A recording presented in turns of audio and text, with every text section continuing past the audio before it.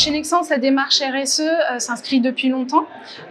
Pour être dans la lignée de notre ambition carbone neutre 2030, nous suivons le triptyque mesurer, réduire, compenser. Et sur la partie mesure, nous avons observé nos différents piliers d'émissions. Nous avons pris en compte le fait que notre troisième pilier d'émissions était le transport. Donc, pour pouvoir réduire nos émissions sur cette partie transport, nous nous sommes engagés avec le dispositif FRED 21.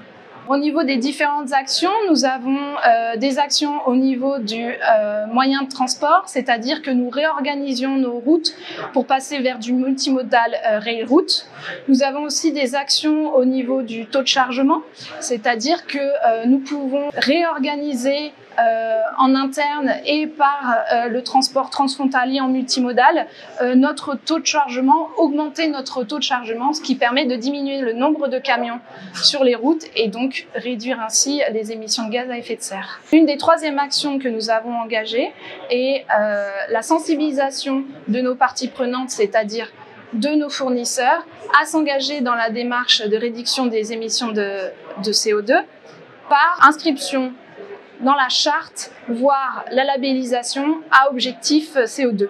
Le premier conseil, je pense, et le premier facteur de succès de notre démarche chez Nexans a été vraiment le travail collaboratif entre les différents départements RSE, département achat transport.